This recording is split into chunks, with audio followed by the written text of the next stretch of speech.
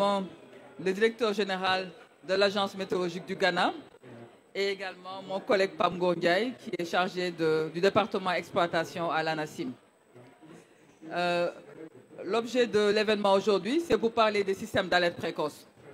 Vous savez tous que nous assistons à un accroissement des phénomènes météorologiques extrêmes, que ce soit les vagues de chaleur, les fortes pluies, les événements de sécheresse, même pendant la saison des pluies, les forts vents. Et nous savons qu'à mesure que la température mondiale augmente, les événements extrêmes vont augmenter aussi bien en intensité et en fréquence et peuvent induire des impacts de manière cascadaire. Donc c'est pour cela que le secrétaire général des Nations Unies a lancé l'initiative Système d'alerte pour tous d'ici 2027. Donc c'est un programme phare de plusieurs agences des Nations Unies que l'Organisation météorologique mondiale coordonne.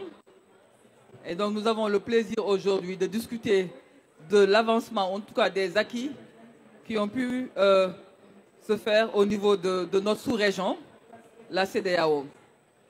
Et je vais commencer par demander de partager des expériences entre la Côte d'Ivoire, le Ghana et le Sénégal.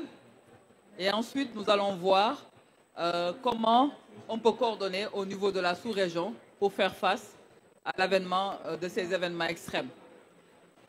De notre point de vue aussi, je pense qu'il y a des personnes ici qui suivent les négociations pour l'adaptation. Donc, il y a le Global Goal on Adaptation. Et quand on regarde les indicateurs qui ont été fournis, bon, les indicateurs sont en discussion, doivent être approuvés. Mais quand on regarde sur les 100 indicateurs, bon, on les met en deux groupes, groupe 9, groupe 10. On voit que les indicateurs du groupe 10, la plupart de ces indicateurs-là mentionnent les systèmes d'alerte précoce. Et les indicateurs 10, ce sont des indicateurs pour les process. Et il y a un indicateur spécifique sur les systèmes d'alerte précoce. On demande aux pays de mettre en place les systèmes d'alerte précoce. Donc, on voit que les systèmes d'alerte précoce constituent un outil efficace et sans coût prohibant pour l'adaptation. Donc, sur ce, je vais d'abord me retourner vers le DG de la Sodexam pour partager les expériences en Côte d'Ivoire, les leçons apprises et les défis. Merci DG. Ambassadeur aussi, allez-y. Merci beaucoup, chers collègues. Merci d'avoir pris l'heureuse initiative de rassembler ces pays frères, Côte d'Ivoire, Ghana, Sénégal, autour de cette thématique partagée. Je voudrais saluer la présence de l'honorable député, de monsieur le directeur de cabinet, pour leur présence également et l'ensemble de l'assistance. En Côte d'Ivoire, comme vous l'avez souligné, nous avons choisi, sous le leadership du président de la République Alassane Ouattara, de répondre à l'appel du secrétaire général des Nations Unies à l'effet de mettre en place un système d'alerte précoce afin de protéger les populations. Par le passé, on a pu voir à travers les médias, l'ensemble de nos pays ont été touchés par des phénomènes climatiques extrêmes. Et donc ce système d'alerte précoce qui est en train d'être mis en place en Côte d'Ivoire vise à protéger les vies, mais également les biens, compte tenu de l'impact de ces phénomènes climatiques extrêmes sur notre économie. Alors, nous avons mis en place le projet Vigiclim, un projet de vigilance climatique qui a 3 composantes.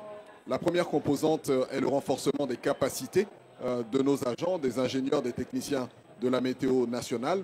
La deuxième composante est une composante infrastructure, avec la construction qui est en cours d'un centre d'alerte et de prévision météorologique au niveau national, ainsi que d'un centre de maintenance des équipements météorologiques, un centre à vocation régionale. Toujours au titre des infrastructures, nous nous dotons d'un radar météorologique qui va couvrir la zone sud du pays à travers la première phase de ce projet. Et enfin, il s'agit de doter chacune des régions administratives de notre pays, donc 31 régions administratives, de stations météorologiques synoptiques. Le déploiement est en cours du radar et de ces stations météorologiques.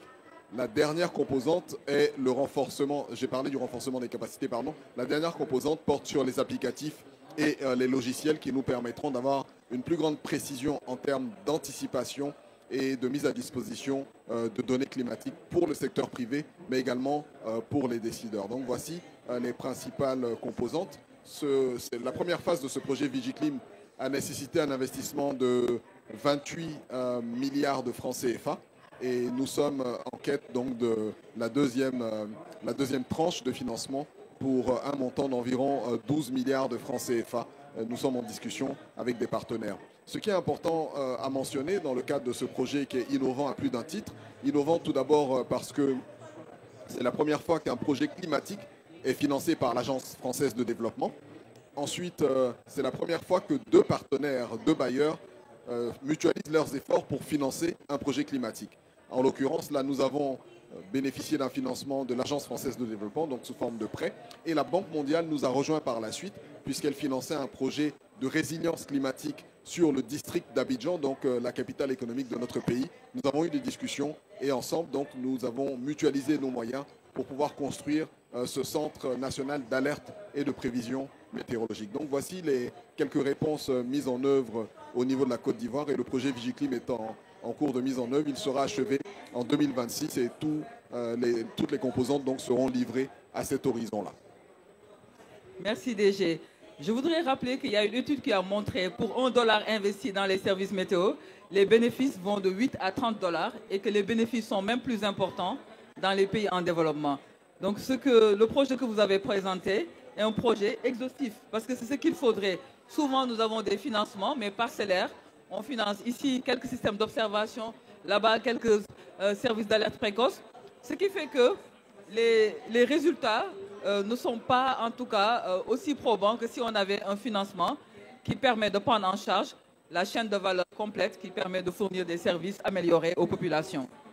Donc je vais me retourner vers Oussamane, hein, DG de GhanaMet. GhanaMet, c'est l'agence météorologique du Ghana.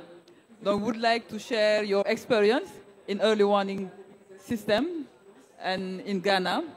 I know that Ghana is doing a lot, particularly these last years. So please share your insights.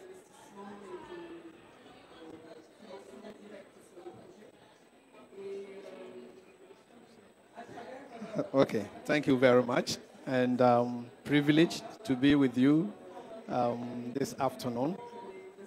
There is a saying that weather and climate knows no borders, and it's good as countries in West Africa, we will come together in a forum like this to, reflect on our weather and climate services and share experience, because the phenomenon is similar, our climate is similar, and the hazards are similar, and we get affected by economies, and so we need to work together to be able to provide weather and climate services to support decision-making, to help save life and property, and support our economies.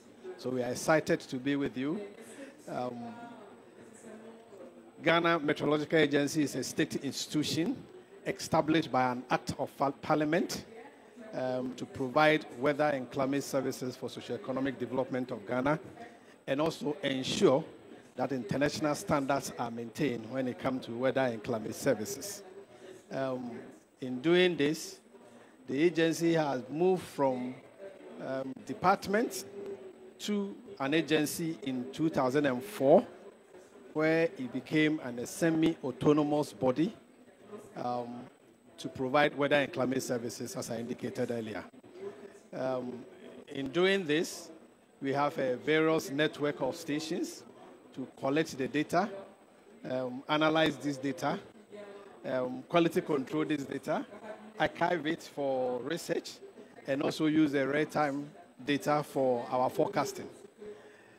We, in Ghana, come out with a 24-hour forecast, which is validated every 6 hourly. We also issue an impact-based, our forecast is an impact-based forecasting, and show the hazards and how it's going to impact the citizen. And so we talk about what the weather is going to do, not what it's going to be. And then we do our, as I said, 24-hour forecast, validated every 6 hours. We come out with every 3 days forecast, and then weekly forecast. Apart from this product, we also have a sub-seasonal forecast, and then seasonal forecast to support planning, especially agric and water management. Now we are going to an area, we are talking about climate and climate change, and one gap that we're having is having a long-range forecasting for 50 to 100 years to come. Climate projections to help decisions now to avert the scenarios in future. And so we are doing something we call a climate atlas. So the projection is coming in the form of climate atlas.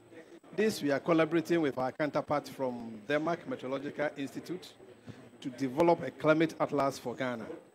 The prototype is almost ready. It can access on our website, and by the close of the year, we will have a complete climate atlas for Ghana. Government has shown a lot of interest in our operations these days, and so when we come out of our seasonal forecast, the Ministry of Agri will invite us to come and explain the seasonal forecast to them. Because for the past 2 years, we've had a very serious climate event or hazards that affected the country greatly. One was in 2023, where spillage of a Volta dam affected the downstream. A lot of communities and properties were destroyed.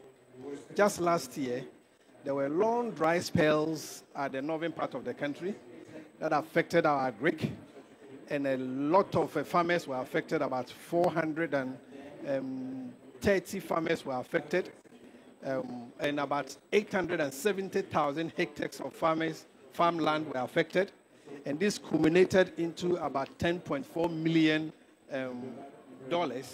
for the economy. These are unplanned expenditure because of long dry spell and because we didn't take very critical notice of the seasonal forecast. And so that has brought a lot of attention to the agency. And so as I speak, our ministry is going through a process to transform the Ghana Meteorological Agency into an authority. And so we are going through the process of amending our act from an agency to an authority to give us more power to regulate the space and also expand our revenue sources. And in all these things are going to help improve our service delivery. The government has also initiated the processes to retool the organization by providing all the logistics that we need to be able to deliver on our service. So in a nutshell, broadly, that's what I would say about how weather and climate services is being done in Ghana. But at least I'll have more time later to talk about the early warning for all as initiated by UN Secretary General, and where Ghana launched its early warning for all initiative and the process that we went through to share with you here. So that I don't take all the time. Give me the second bite and I'll come back to that. Thank you very much. Thank you very much, Eric, for your insightful experience.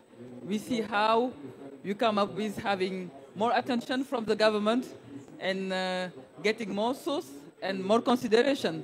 So it's a lesson for us to learn. Maintenant, je me tourne vers l'ANACIM, Pam Ngor Ndiaye, qui est le chef département exploitation de la météorologie et qui va partager avec nous les expériences en matière de système d'alerte. Merci beaucoup. Bonjour à tous et à toutes. J'avoue que notre modératrice du jour est mieux placée pour parler de cette thématique. Donc, s'agissant du système d'alerte précoce. Mais je vais m'essayer à l'exercice quand même. Je suis le chef du département exploitation de la météorologie à l'ANACIM. Et c'est un département qui est au cœur des services d'alerte précoce. Donc, il y a beaucoup de services que nous fournissons à l'ANACIM, tels que les prévisions saisonnières, les projections climatiques, les prévisions que vous voyez à la télé. Hormis ces services, on a l'alerte précoce aussi qui est déclenchée en cas de phénomène dangereux. Donc, je dirais que le système d'alerte précoce est un levier très important pour réduire les risques de catastrophes, les catastrophes d'ordre climatique.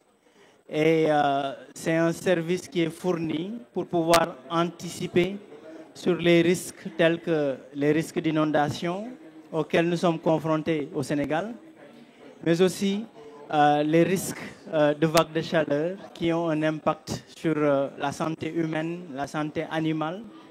Donc c'est un service qui est fourni aussi pour prévenir par rapport à ces risques-là. Nous avons les risques d'accidents en mer qui sont liés aux phénomènes dangereux tels que la houle, tels que les vents forts, qui peuvent perturber la navigation maritime et aussi la pêche artisanale.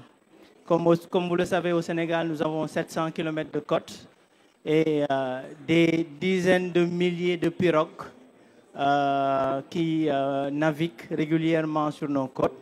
Donc, ces pirogues sont accompagnées par des alertes pour les prévenir sur l'occurrence de phénomènes extrêmes, pour leur permettre en réalité de décider quand est-ce qu'ils doivent aller en mer ou bien quand est-ce qu'ils doivent revenir sur le rivage.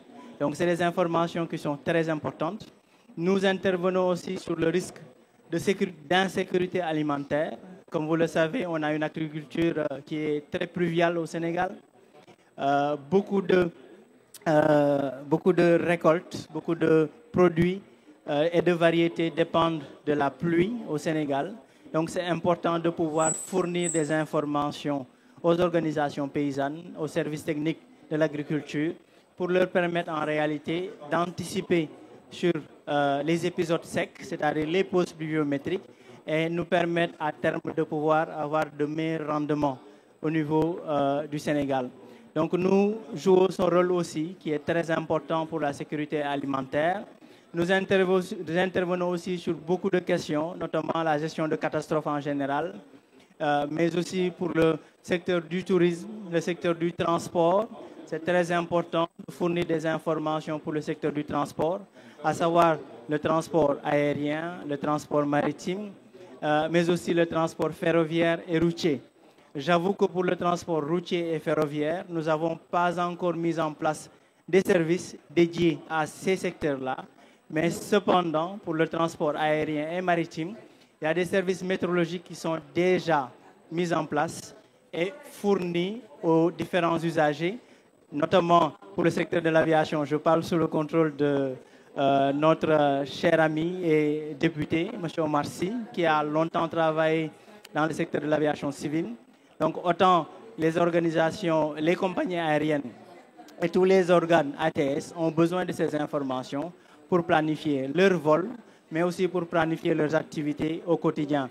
Donc, c'est un travail de chaîne qui se fait, mais qui est très important et qui permet aux différents secteurs que je viens de citer de pouvoir vraiment anticiper, de pouvoir planifier les activités et de prendre des décisions cruciales qui leur permettront en réalité à terme de réduire les risques de catastrophe, c'est-à-dire réduire les pertes de pertes en vie humaine au niveau du secteur de la pêche, réduire les risques de pertes de rendement au niveau de l'agriculture, réduire aussi les pertes en termes de catastrophes, surtout pour les inondations. Donc nous intervenons dans ces différents aspects pour pouvoir réellement anticiper. Avec le temps, avec l'initiative de l'OMM et des Nations Unies, les services d'alerte précoce ont évolué sur les prévisions axées sur les impacts. Donc les prévisions axées sur les impacts, c'est en réalité pouvoir prévoir les phénomènes météorologiques, mais aussi prévoir les impacts que les phénomènes pourraient avoir sur la population humaine, sur l'environnement, sur les infrastructures. Je donne un exemple très simple. On prévoit à Tambacounda, c'est une région du Sénégal, à Tambacounda, 45 degrés Celsius. En réalité, vis-à-vis de la population, c'est 45 degrés Celsius. Quel est l'impact derrière ces 45 degrés Celsius? Donc nous parvenons, avec la prévision axée sur les impacts, à dire à la population sénégalaise 45 degrés Celsius est prévu à Tambacounda. Ces 45 degrés Celsius peuvent engendrer des impacts sanitaires. Et voilà les personnes vulnérables qui pourraient être affectées par cette chaleur extrême. Donc ça nous permet en réalité, ça donne l'occasion, l'opportunité aux services techniques de pouvoir réagir sur le terrain en ayant une idée sur la personne ou bien sur la population cible sur laquelle il faudra agir rapidement pour pouvoir réduire les risques de catastrophe. Dans le cadre des inondations, il y a une cartographie des inondations qui a été mise en place. Et cela nous permet à terme de pouvoir prévoir de la pluie, mais aussi dire quel est le risque d'inondation sur les différentes localités du Sénégal. Donc c'est en gros, pour ne pas être trop long, le travail que nous faisons, mais c'est un travail qui est multisectoriel et intégré. C'est-à-dire l'ANACIM en tant que service météo national, ou bien JMET, ou bien la Sodexam, ne pourront pas seulement faire ce service-là sans qu'il n'y ait la collaboration d'autres services techniques. C'est dans ce sens que nous travaillons avec la protection civile, avec les sapeurs-pompiers, avec le service d'hygiène pour la lutte contre les inondations. Nous faisons de même aussi pour le secteur de la pêche avec les services de l'État qui tournent autour de la pêche et de la navigation maritime. C'est de cette façon que nous le faisons aussi pour le transport aérien. Donc c'est une synergie d'action qui est mise en place pour pouvoir anticiper sur le risque d'ordre météorologique et climatique. Merci. Merci Pamgo. À travers ton intervention, nous voyons la panoplie de services offerts pour les différents secteurs qui sont sensibles aux conditions météorologiques et particulièrement aux événements extrêmes. Tu as cité le système de l'aviation. Donc le système de l'aviation, le secteur de l'aviation est bien normé. Donc comment les informations météorologiques sont utilisées dans le secteur de l'aviation civile est standardisé. Donc, grâce à un travail de plusieurs dizaines d'années entre l'OACI et l'OMM. Mais par rapport aux autres secteurs, il faudrait qu'on arrive à ce niveau de standardisation. En tout cas, il faudrait qu'il y ait une coordination. Et qu'on sait qu'un système d'alerte précoce n'est efficace que s'il permet d'être intégré dans un système de prise de décision. Donc, je vais te relancer par rapport aux défis. Quels sont les défis que tu vois ou bien les leçons aussi apprises par rapport à l'interaction avec les différentes parties prenantes? Par rapport aux défis, on se rend compte de plus en plus que le système d'alerte précoce il est essentiel, comme je l'ai dit tantôt, pour la prévention et la gestion des catastrophes. Et il est très important dans ce système d'alerte précoce qu'on puisse travailler avec tous les acteurs concernés. Donc c'est une pluridisciplinarité, mais aussi un travail qui est intégré. Donc il faudra que les différents acteurs puissent amener sur la table leurs services et ça nous permet en réalité d'anticiper et de travailler sur énormément de choses. Donc il y a la coordination aussi en tant que défi, il y a la gouvernance qu'il faudra revoir. C'est important, vous l'avez dit, pour le secteur du transport aérien. C'est un secteur qui est bien réglementé et ce n'est pas forcément le cas pour d'autres secteurs, notamment par rapport à la prévention et la gestion des risques. Donc c'est important qu'il y ait un cadre de gouvernance qui est mis en place. Et ce cadre de gouvernance pourra définir quels sont les différents acteurs, quels seront leurs rôles et comment on doit pouvoir collaborer, ces différents acteurs, pour qu'on puisse atteindre les objectifs. Donc ce cadre de gouvernance, c'est vraiment un défi qu'il faudra vraiment surmonter pour pouvoir arriver à anticiper sur les catastrophes. Donc un autre défi qu'on a, c'est par rapport à la technologie. Donc au renforcement de capacités techniques, parce que la technologie a beaucoup évolué. Dans le monde, les catastrophes sont gérées autrement. Donc il est important de pouvoir renforcer ces capacités techniques, donc de tous les acteurs. Je ne parle pas seulement du service météo national, mais des différents acteurs qui interviennent dans la prévention des risques et dans la gestion. Il y a aussi le renforcement de capacités en termes de formation. Donc, une compétence humaine, donc des ressources humaines de qualité qui pourront en réalité permettre de pouvoir jouer ce rôle. Donc, jouer ce rôle d'aide à la prise de décision, jouer ce rôle d'anticipation sur les risques de catastrophe.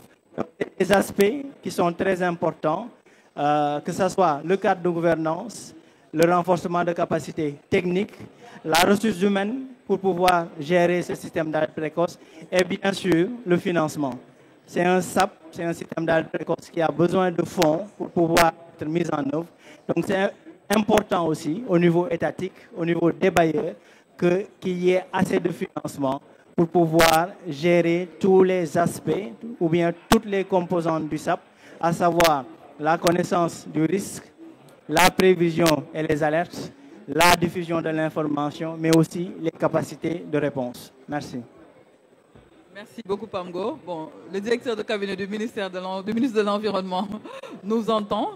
Donc, pour les besoins de financement, je pense que nous avons commencé à en discuter avec Madeleine, qui est point focal pour le Fonds vert climat. Je pense que c'est une discussion que nous allons continuer. C'est vrai que, Pamgo, tu as mentionné les défis technologiques. Je voudrais juste mentionner un défi majeur, c'est l'utilisation de l'intelligence artificielle. Donc, il y a 15 jours, au congrès de l'OMM, il y a eu un appel pour voir comment les services météo doivent incorporer l'intelligence artificielle, aussi bien pour la prévision que pour la gestion des données. Et également le volume de données, tout ce qu'on appelle Big Data. Donc là également, c'est un défi pour former les cadres météo à l'intelligence artificielle, à l'utilisation de l'intelligence artificielle dans le processus de prévision et de gestion des données. Now I am turned on to Eric, my dear friend. You may reflect on the early warning system in Ghana and the lesson learned and challenge you face. Thank you very much, my sister. And before I get to your question, I'm happy to have the policymakers here, our honorables and the ministers. And I think you make a point of financing, which is very critical.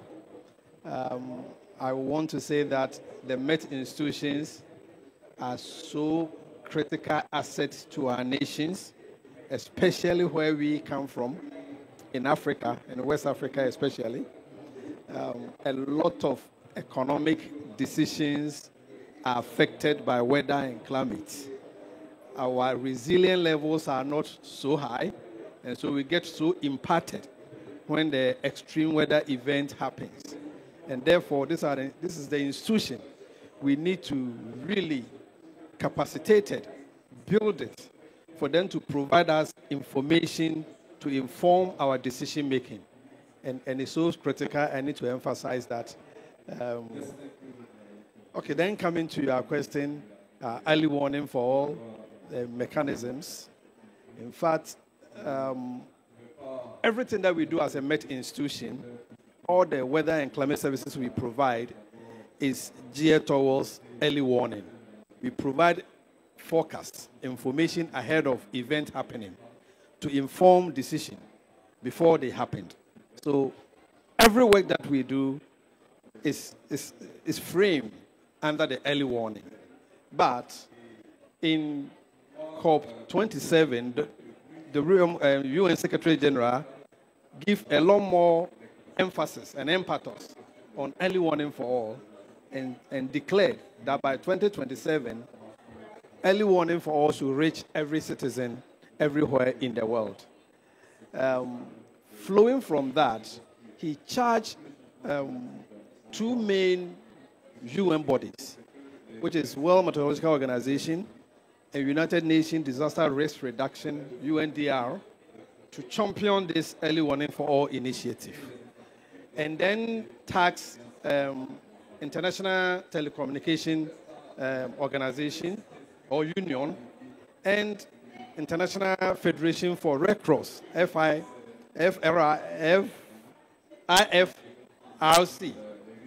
to be the pillars. So we have four main pillars: the WMO, the UNDR, the IFRC, and ITU, to be the anchor on which this early warning for all initiative is to be driven, and it makes sure that it reaches every citizen. And so if you look at it, first we need to understand the risks knowledge. And that assignment was given to IFRC, International Federation for Red Cross, the risk knowledge. And then the forecast, the gathering of the data, analysis of the data. The risk knowledge has to do with UNDR, United Nations Disaster Risk Reduction. Task was to ensure that we have knowledge about the risk. Then WMO was in charge of the Pillar 2, which is the forecasting. And then ITU was in charge of Pillar 3, which is the dissemination, getting the information, using the telecommunication system to get the information to every citizen. And then International Federation for Red Cross was for preparedness and response when the disaster happens. And so in Africa, a number of countries started launching this early warning for all with the support of UNDR and WMO. And so 14 countries were selected, the least developed countries. As soon as they were finished, Ghana at COP28 in Dubai had a meeting with UNDR and WMO, with our National Development Planning Commission present, with Environmental Protection Agency present, with myself, Ghana Meteorological Agency, and had a meeting at COP28 and planned that we need to have early warning for all launch in Ghana. Beyond this meeting, WMO tasked its office in Africa, UNDR tasked its office in Kenya to collaborate with us to have early warning launch in Ghana. And so we had a couple of meetings online and then identify country-level pillars. And so these 4 pillars I spoke about, if you come to country level, what are the country-level pillars? And so for UNDR, you have national disaster management in Ghana, which is their country-level rep. If you come to WMO at the global level, and the country level, you have Ghana Meteorological Agency and Ghana Hydrological Authority as their country-level pillars. And then ITU, International Telecommunication Union, we have National Communication Authority at the national level as their pillar. And then the IFRC have Ghana Red Cross as their country level. So these institutions came together, working with UNDRO and WMO, to come together and launch early warning for all in Ghana. And so first we started by identifying the risks that is pertaining to all these institutions for them to be able to perform and deliver on this early warning for what they require and what are the gaps. And so we did this analysis, and in October 2024, with funding from WMO, we launched early warning for all in Ghana. And it followed by a workshop to develop a roadmap for the implementation of early warning for all. And so we developed this roadmap with the support from World Food Programme, WFP, representing the UN resident organizations, because these are the initiatives from UN Secretary General. And so all the UN resident bodies were part of this launch, and WFP was tasked to coordinate these 4 pillars at the country level to develop this roadmap.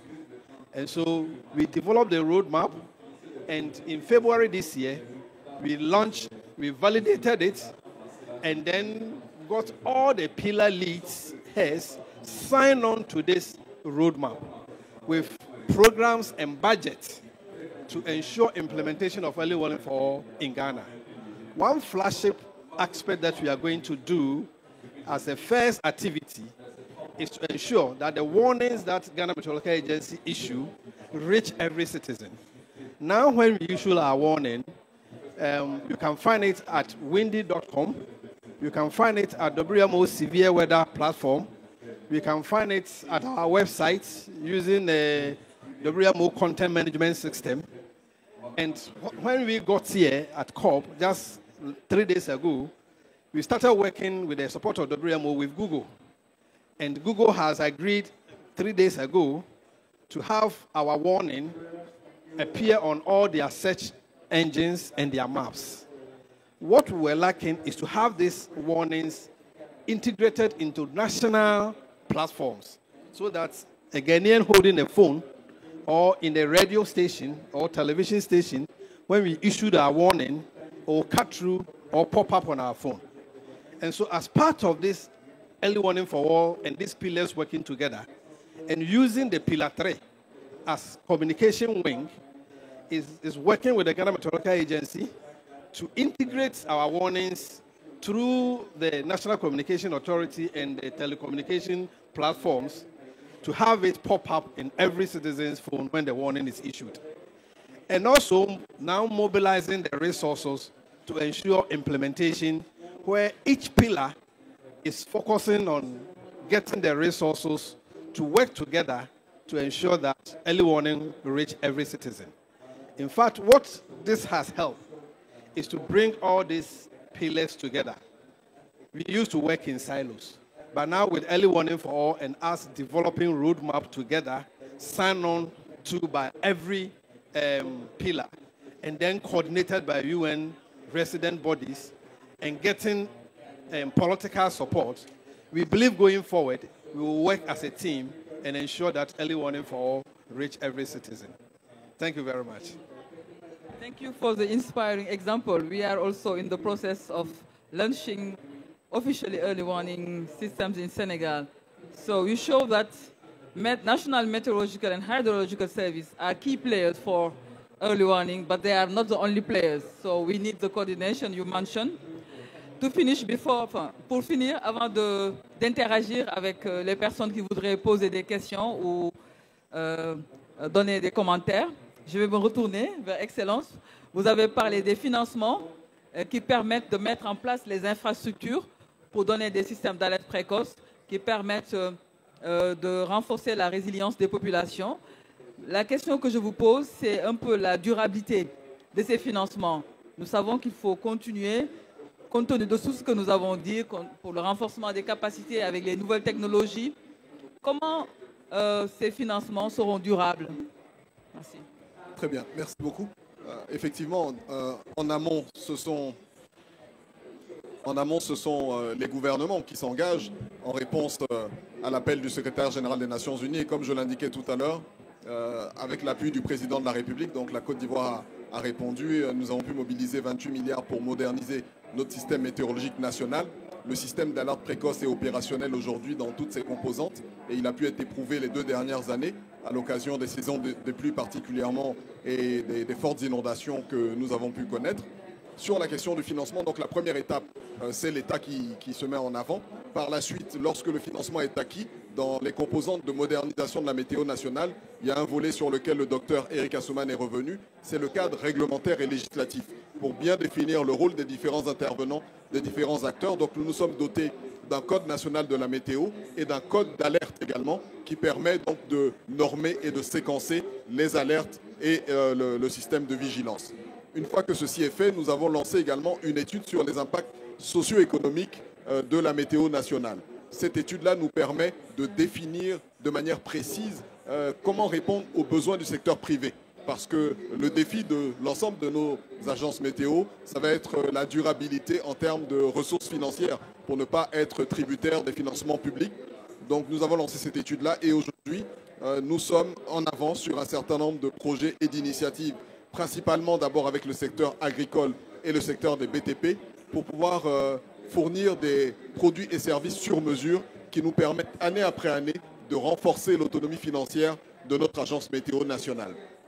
Donc je crois que la clé se trouve d'abord dans le cadre législatif qui permet de définir et cadrer les interventions du secteur privé. On sait le rôle que certains pays d'Amérique du Nord jouent pour la libéralisation et permettent à tous les acteurs d'intervenir, qu'il s'agisse du privé ou du public, dans l'émission de données météo.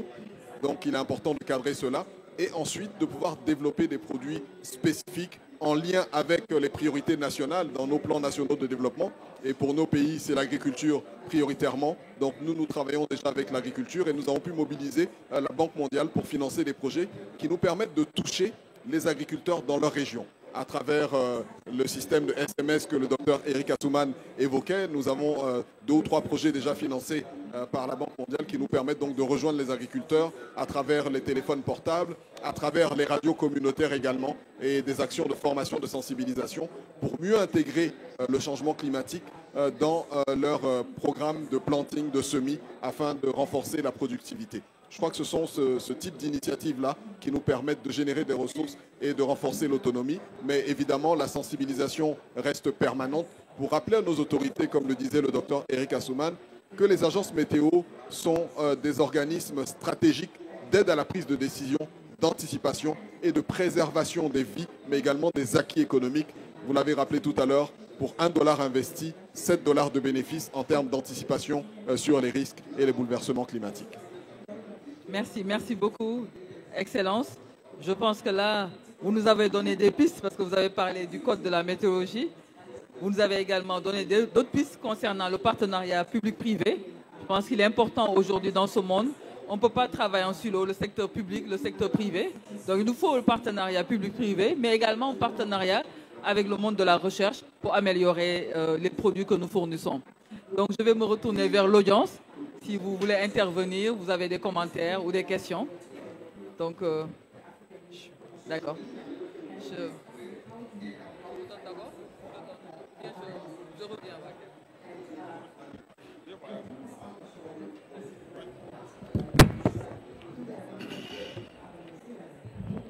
Voilà, merci. Je voudrais d'abord commencer par féliciter. 3 questions, hein? 3 commentaires d'abord.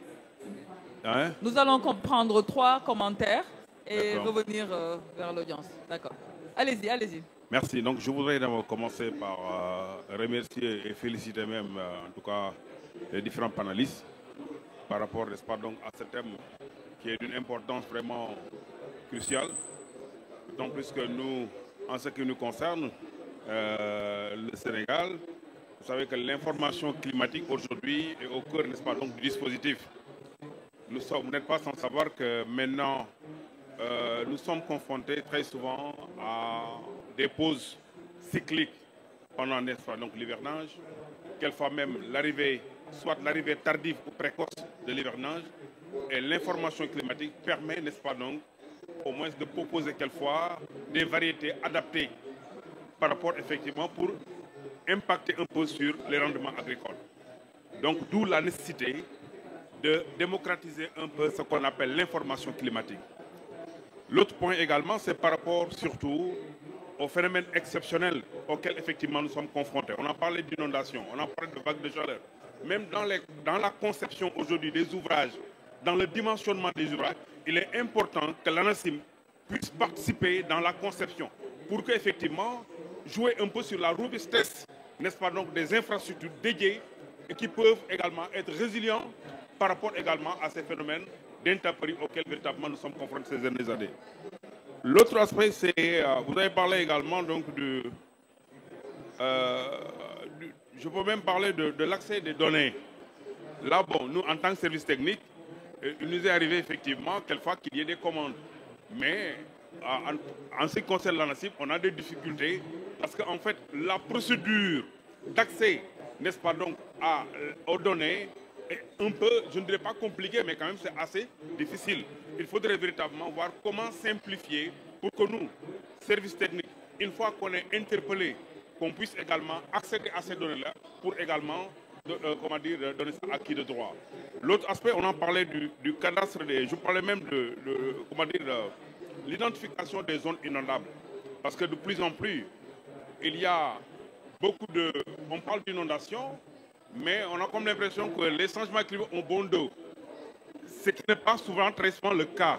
Parce qu'en fait, quand les gens s'installent dans des zones non identificantes, cela, effectivement, ne peut pas être tributaire des changements climatiques. C'est lié, bien entendu, soit à un mauvais aménagement, et il faudra véritablement, quand même, expliciter, aider quelque part, mettre en place des outils qui puissent aider à une bonne prise de décision. Voilà donc les quelques remarques que je voudrais faire. Je vous remercie. Merci beaucoup. Je ne sais pas s'il y a d'autres intervenants. Allez-y, bien sûr. Après, on vient là. Merci Aïda, merci à tout le monde. Moi, je voulais vous féliciter vraiment pour la pertinence de ce thème, qui est aussi un thème d'actualité que nous vivons et aussi qui nous parle au sein de nos communautés. Moi, je vais utiliser 2 casquettes. Peut-être la casquette de conseiller municipal au niveau de Saint-Louis, où je suis vraiment le président de la commission environnement. Et quand on voit qu'avec les événements extrêmes, les premiers impacts, vraiment, ça vient autour des communautés. Et nous, au niveau local, aujourd'hui, quelles sont les dispositions que nous devons prendre véritablement pour permettre vraiment à nos communautés d'intégrer ça. Je sais qu'il y a beaucoup d'efforts qui sont en train d'être faits sur le plan de la communication, mais au-delà, parce que quand ça arrive vite, et les impacts sont souvent incommensurables et puis avec aussi quelques conséquences sur le plan social et sur le plan économique. Le deuxième point, c'est que ces genres de side events sont vraiment une mine d'informations. Je parle sous le contrôle peut-être avec l'autorisation du directeur de cabinet. Aujourd'hui, si vous avez 5 recommandations fortes à faire, quelles seraient ces recommandations pour permettre vraiment de mettre ça aussi dans le rapport de la COP? Mais je terminerai vraiment par vous féliciter pour cette thématique qui est vraiment une thématique d'actualité. Merci. Merci beaucoup. On va prendre tous les points. Merci.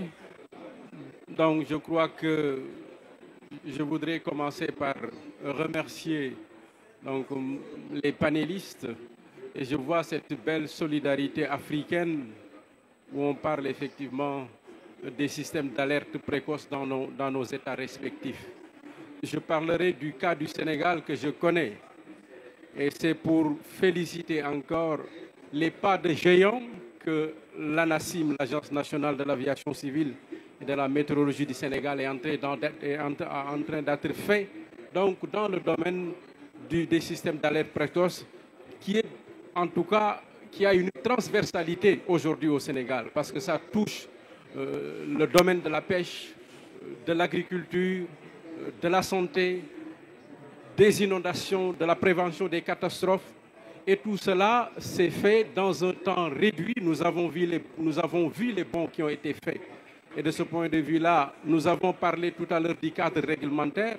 C'est vrai que nous avons en gestation une loi sur le changement climatique, mais je crois qu'on devrait aller vers une loi cadre qui prend en compte en tout cas tous ces aspects liés à l'environnement, au changement climatique, aux alertes précoces, pour que les acteurs puissent en tout cas se retrouver au cours d'un cadre unitaire et qui permettra de réaliser les objectifs dans ce domaine. Encore une fois, nous porterons encore le plaidoyer pour que l'ANACIM soit renforcée du point de vue budgétaire, mais également du point de vue du partenariat bilatéral pour que les missions de l'ANACIM puissent être menées à bien. Je vous félicite encore et c'est un plaisir de vous retrouver ici. Merci beaucoup, honorable.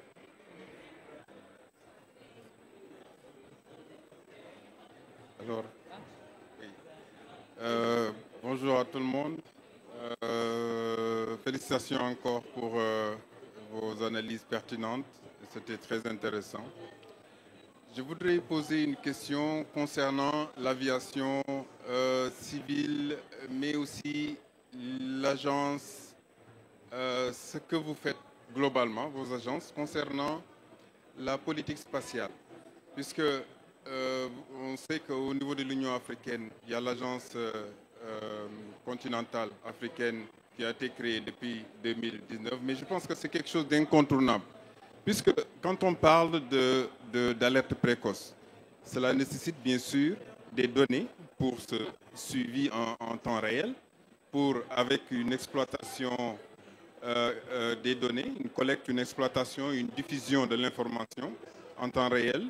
Et je pense que le satellite est un outil essentiel de cette collecte. Et je sais que beaucoup de pays africains, ils sont peut-être pas trop avancés, mais ils essaient de développer cette politique spatiale pour pouvoir alimenter justement, et c'est complètement en lien avec ce dont vous parlez. Donc, ma question était de savoir qu'est-ce qui se fait au niveau national, dans les pays respectifs, mais aussi qu'est-ce qui se fait sur le plan régional ou même bilatéral, puisque je me dis que les pays doivent, disons, s'essayer ou tenter un nivellement vers le haut.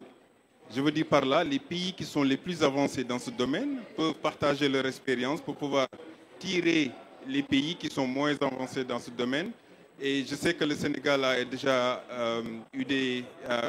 fait des pas, puisqu'il y a eu le lancement du premier satellite l'année passée, au mois d'août 2024. Et je sais qu'il y a des choses aussi qui sont en train d'être faites dans ce domaine-là. Sans développer, on sait qu'il y a un centre de fabrication, de production de satellites qui est prévu. Et voilà, qu'est-ce qui se fait au niveau national et qu'est-ce qui se fait dans le cadre de la coopération entre pays et au niveau sous-régional? Merci. Je ne sais pas si DC, vous voulez intervenir? DC, vous intervenir. Voilà, je vous remercie, M. Ndiaye. 1-2 minutes. Je voudrais juste commencer par remercier l'ensemble des intervenants, parce que là, on a une belle traduction de la solidarité sous-régionale africaine. Mais c'est une solidarité, c'est vrai, qui est faite de façon volontaire, mais qui peut nous être aussi imposée par les réalités que nous vivons. Je dirais que c'est une évidence, une banalité même, de dire que les problèmes environnementaux, ce sont des problèmes qui dépassent les frontières, qui ne connaissent pas les frontières. Et ça, tout le monde est d'accord. La houle qui va poser des problèmes au Sénégal, peut-être prend sa source dans des événements météorologiques ou des événements climatiques qui se déroulent à des milliers de kilomètres. Et les impacts ne s'arrêteront peut-être pas au Sénégal pour peut-être toucher le Ghana, la Côte d'Ivoire et d'autres États. Donc on est obligé de travailler ensemble pour régler ces questions, en tout cas réagir par rapport à cette question. D'où la nécessité pour moi d'avoir un dispositif de résilience régionale qui va permettre d'intégrer ou d'intégrer les différentes initiatives au niveau sous-régional et d'agir en même temps par rapport à des phénomènes qui pourraient nous toucher et dont les conséquences pourraient être des conséquences régionales. Tout à l'heure, Madame la directrice, vous m'avez interpellé par rapport au financement. En fait, je pense qu'il y a deux types de financement. Les financements, enfin plusieurs types, mais on les classe pour simplifier en deux, internes et internationaux. Du point de vue international, la solidarité internationale ou le dispositif même conventionnel international oblige certains États à intervenir pour appuyer nos différentes initiatives par rapport à la prise en charge des questions climatiques ou des questions environnementales. Au niveau interne, heureusement, je suis assis à côté d'un député, c'est lui qui donne les sous. Donc, je pense que, comme il l'a promis, il va continuer à faire un plaidoyer pour qu'on puisse avoir des financements beaucoup plus efficients par rapport à la prise en charge de ces problématiques. Alors, j'avais, pour terminer, peut-être juste une question, parce que je ne voudrais pas faire un panel à la place des panélistes. Donc, juste une petite question qui s'adresserait à tous nos trois panélistes. Est-ce qu'il y a un dispositif d'évaluation du système d'alerte précoce? Et je pense que ce dispositif pourrait être important pour l'amélioration et l'adaptation des systèmes d'amélioration précoce qui sont mis en place. Je vous remercie. Merci, merci, monsieur le directeur de cabinet. Merci à tous pour vos questions et votre engagement. Questions pertinentes. Je vais donner aux panélistes le soin de répondre peut-être en 1-2 minutes. Essayez de prendre les questions qui vous interpellent le plus, d'y répondre. Vous pouvez commencer. Ah, you can start, please. Thank you very much, and thank you for making it very interactive. We are excited about that. The question that was posed, 5 priority or recommendations that I want to touch on that briefly. He needs to hear it because he asked the question, yeah? So, for us to be able to deliver on our work properly, technically, let me start from the data. Data is critical. We need them in the good resolution, good spread of our data collection tools to be able to collect a lot of data. The density of the data, the better the resolution of your models and your forecasts. One of the honorables spoke about satellites. Yes, we like satellites, but the in-situ data is critical. They complement each other. Satellites will give you some information, but even that information needs to be validated by in-situ data. And there is a research that we were just told here that using in-situ data give you far more, about 30% more accuracy level than using satellite data that give you about 5% accuracy level. And so as much as we want satellites, we still need the in-situ data to support our work. The capacity of our staff is critical. We need to build the capacity for them to use the technology that are coming. But most importantly, I'll talk about financial independence. We know governments are stressed. There are a lot of demand on government budgets. Schools, hospitals, and people are going on strike. Doctors are going on strike. And compare that one to buying equipment with the Met people, you're likely to make sure that people don't die at the hospital than buying equipment for the Met service to say it will rain or it will not rain. And therefore, for us to have sustainability, we need to probably look at making the Met people financially independent. And that's dovetail into legislation. If we put in place some legislation to empower them, as I just told, share Ghana experience. We are an agency, but government is going beyond being an agency, transitioning out from agency to an authority. In so doing, it brings into it some funding mechanisms that by law we are supposed to get as an institution. That will not make us dependent on government budget to be able to deliver on the service. So I think that's one major recommendation that I'll give. And then mainstream our work. Let everybody taking decision in the country take into consideration weather and climate services, because it's critical. As a local government or local authority, you are building a drainage in your community. You should be mindful of how the rainfall is going to be in the next 20 years, 50 years to come. The runoffs, that's the drainage you are building, should be able to absorb today. Else you build it today, tomorrow, you need to break it and build another one. And so mainstream climate, weather and climate services in our decision making will make people realize the significance of the organization and prepare to contribute towards its financing. Thank you very much. Merci. Je vais terminer par DG de Sosexam. Ou bien je termine par toi. Merci beaucoup. Je vais rebondir sur deux ou trois questions en essayant de rester dans les 2 minutes. Tout d'abord sur la question de l'accès aux données climatiques. Nous avons été confrontés à la même problématique. Nous avons comme vous des stations centenaires, des données qui remontent à plus d'un siècle et l'accès à ces données-là était un problème. La première des actions que nous avons menées, c'est que nous avons discuté avec les partenaires de l'OMM. Nous avons pu obtenir un financement pour numériser nos données centenaires, ce qui facilite l'accès lorsqu'on a des demandes, qu'il s'agisse de demandes du secteur public ou du secteur privé. Aujourd'hui, ces données sont numérisées, le traitement est beaucoup plus diligent parce que lorsqu'on vous saisit, on attend une réponse dans la semaine. Si vous mettez un mois, on vous dira, écoutez, vous êtes hors délai et c'est plus pertinent. Donc on a eu ce financement de l'OMM et pour pouvoir poursuivre le travail, nous avons nous-mêmes recruté et formé des stagiaires qui ont poursuivi le travail et l'ensemble de nos données sont aujourd'hui numérisées, ce qui nous permet d'avoir une grande réactivité vis-à-vis du secteur privé, notamment lorsqu'il y a des grands chantiers d'infrastructure, qu'on vous demande des données, ils ne peuvent pas se permettre d'attendre un mois. Donc voici comment nous avons traité cette question-là sur l'accès aux données. Sur l'installation dans les zones non édificantes dites, nous avons les mêmes problématiques dans le district d'Abidjan principalement.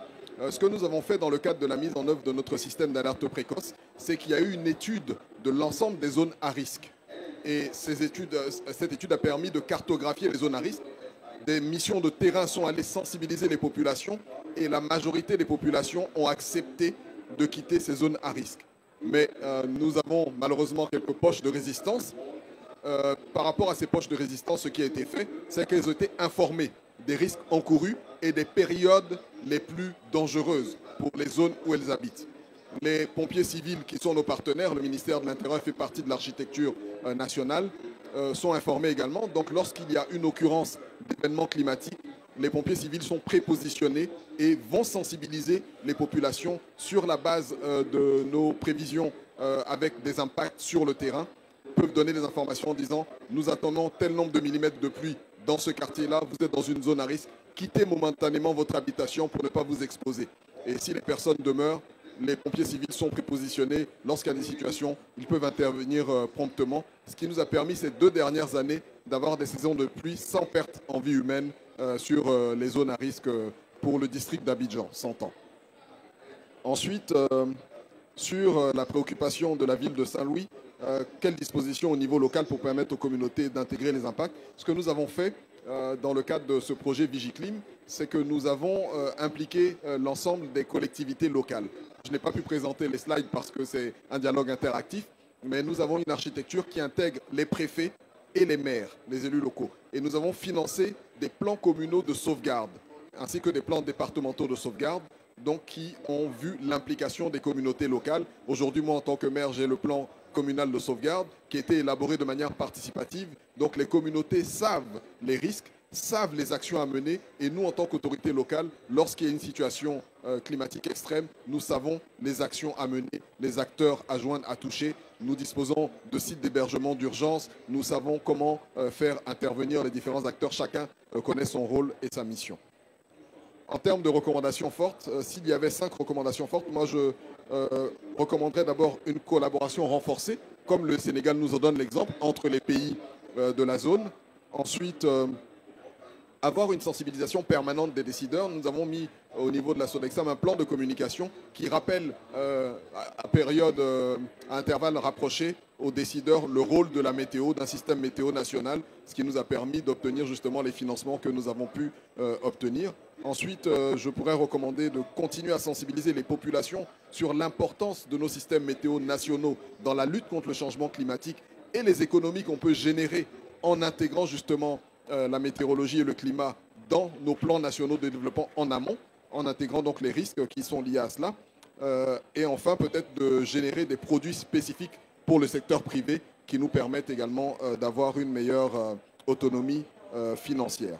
Voici les quelques éléments de réponse que je voulais apporter, en félicitant à nouveau le Sénégal et en disant que sur la coopération régionale, nous avons signé un accord de partenariat avec la météo ghanéenne, avec laquelle nous travaillons. Et je vous tends la main, chers collègues. Nous serons heureux de pouvoir formaliser une collaboration avec vous également. Merci beaucoup. Bien entendu. Merci beaucoup. Donc, je vais réagir sur 2 ou 3 questions. Commençons par la question sur les infrastructures. Le rôle que la météo, l'ANACIM joue à travers la fourniture de données. Il est vrai que le climat évolue. Le climat n'est pas statique, donc ça évolue énormément. Et il est important pour les infrastructures que des données récentes soient fournies. Donc, pour cela aussi, il est important qu'on ait des données un peu partout sur le Sénégal. Donc, il y a cette couverture en termes de données qui est assez importante. Et d'ailleurs, le gap qu'on a en termes de données est plus ou moins suppléé par les satellites. Donc, il y a les mesures de télédétection qui sont effectuées en utilisant des satellites. Pas des satellites du Sénégal, pas encore, pour les aspects météorologiques, ce n'est pas encore le cas. Mais au niveau mondial, il y a une organisation qui gère tous les satellites météorologiques. Donc, nous avons accès à ces satellites-là et qui nous donnent en réalité des informations assez précises. Je dis bien assez précises, mais il est important au niveau national qu'il y ait cette technologie qui évolue. Effectivement, le Sénégal est dans cette phase-là et c'est important qu'on puisse continuer afin de pouvoir disposer d'informations un peu plus précises. Mais globalement, l'interaction avec les différents secteurs, que ce soit infrastructure, agriculture, pêche, le tourisme, les énergies, il y a le code de la météorologie qui pourrait énormément aider. Je parle de code, ça peut être une loi, mais il faudra un cadre réglementaire qui nous permettra en réalité, nous, météorologues et les acteurs, en réalité, les utilisateurs de l'information, de pouvoir interagir dans un cadre réglementaire. Ce qui permettra en réalité, pour la gestion des risques de catastrophe, pour les infrastructures, pour les énergies, on saura en réalité quels sont les services que la météo peut fournir pour pouvoir aider ces différents secteurs. Donc ce cadre réglementaire est très important et à terme pourra nous permettre de mieux organiser tout ce qui est services météorologiques, climatiques, projection climatique et changement climatique. Par rapport aux satellites, c'est bon. Donc il y a un GNSAT qui est au Sénégal qui commence à, disons, fournir des données. Mais il est important qu'on puisse, disons, davantage travailler ensemble pour voir comment on peut utiliser ces aspects de satellites par rapport à la fourniture d'informations météorologiques et climatiques. Pour le plan régional, je pense qu'on a un cadre qui nous lie. On a une organisation des Nations Unies qui est l'OMM, l'Organisation météorologique mondiale, qui régit plus ou moins la météorologie au niveau mondial et qui a mis en place un programme qui est appelé Programme de prévision d'événements extrêmes Et dans ce programme, il y a un centre régional que Dakar gère, qui est un centre météorologique régional spécialisé. Donc c'est un centre régional qui est géré par Dakar et qui fournit des produits d'orientation, c'est-à-dire des produits d'aide à la prise de décision, pas pour les acteurs ni aux populations, mais pour les services météorologiques nationaux. Donc nous fournissons des produits aux services météo nationaux de l'Afrique de l'Ouest et de l'Afrique centrale pour leur, disons, aider à mieux élaborer tout ce qui est service d'alerte précoce au niveau de leur région. Donc c'est un cadre qui nous permet d'échanger. De façon plus globale aussi, il y a un échange de données qui se fait entre les différents pays. Donc on a, disons, c'est le centre régional de télécommunications qui est toujours à Dakar, qui est géré par la SECNA, que certains parmi vous connaissent. Et ce centre-là nous permet d'échanger des données de façon systématique.